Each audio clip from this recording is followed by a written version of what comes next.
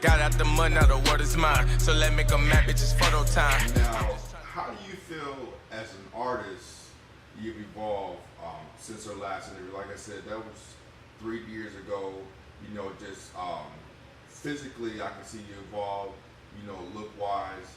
You know, back then your shows have a real high energy. Your stage presence.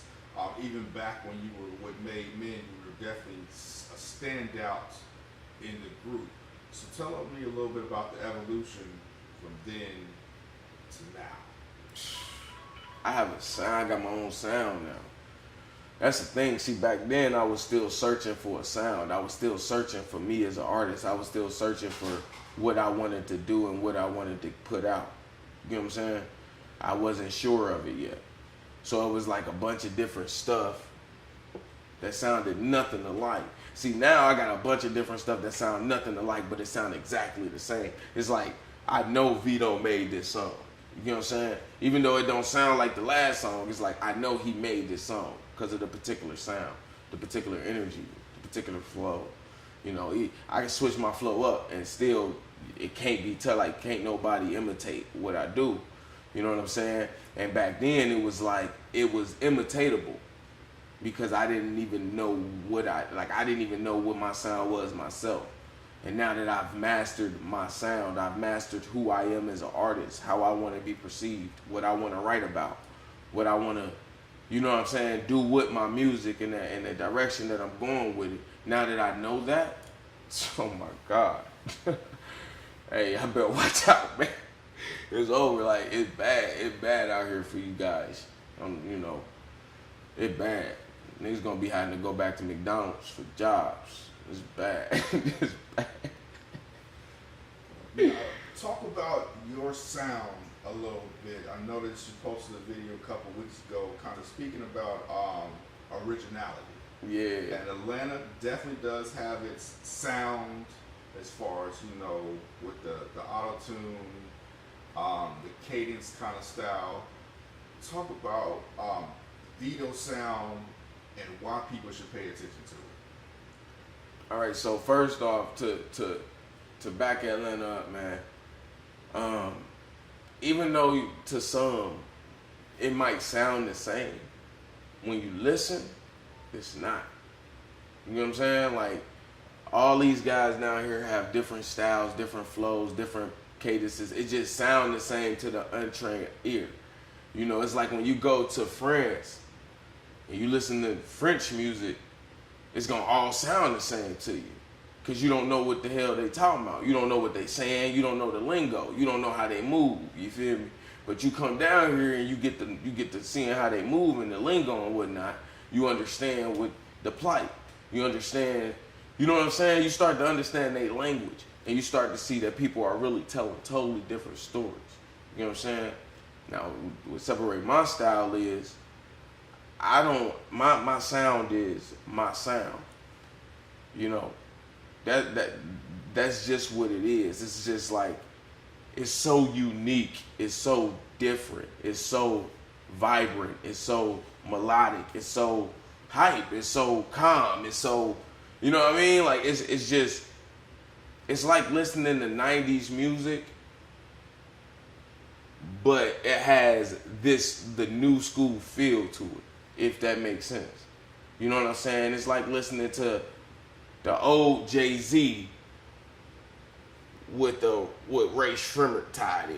You know what I'm saying? But I don't sound like Ray Shrimmer. I don't want you to think that. I'm just using that as an example. You know what I'm saying? Like, but it's, you know, it's like, it's two eras put together. You know what I'm saying? So you're gonna get the real, and I feel like a lot of people ain't making real music. And when I say real music, I don't mean, you know, you know, how they be trying to say the mumble rap or whatever, they ain't real music. I'm not saying that. I'm saying music that is real to yourself. You feel me? Like, a lot of people ain't making music that's real to themselves anymore.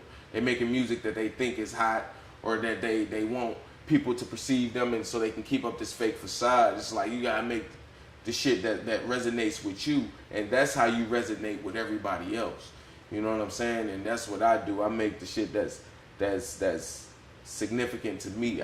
I sit down and I think of some shit that I'm going through, or some shit that somebody that I care about is going through, and I put it from pen to pad. You know what I'm saying? Sometimes I go in the booth and I just let it go off the head. You know what I'm saying? It just depends on how I'm feeling. You know what I mean? But at the end of the day, it's just, I can honestly say it's mine. A lot of cats can't do that. You know, you done borrowed some styles from this guy or this guy or this guy. Nah, man, mine's is mine. And no, you can't even tell me where I'm from unless I tell you.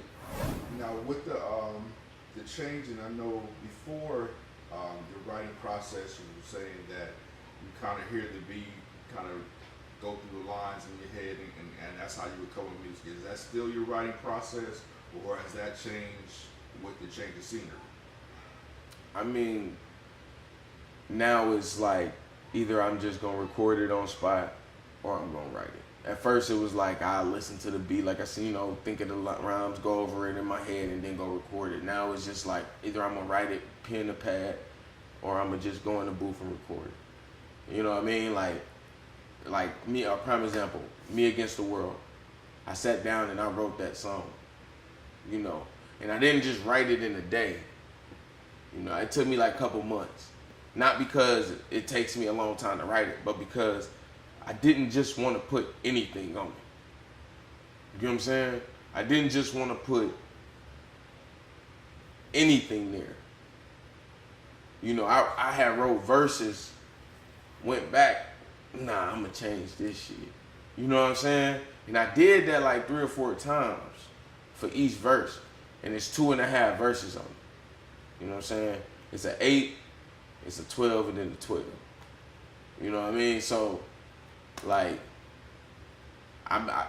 that song I put ample of effort into, and then I have a new song coming out called No Games. You know what I'm saying? And that shit is fire. But I just went in the booth and just dropped it. You know what I'm saying? So it's just like, it just really just depends on how I feel. You know what I'm saying? Like, either way I do it, I take it serious. You know, I don't play games, man. I wish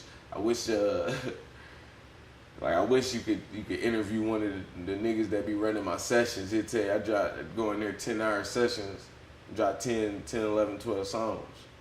You know what I'm saying? That's how we get down. That's how we do it. We don't play no games.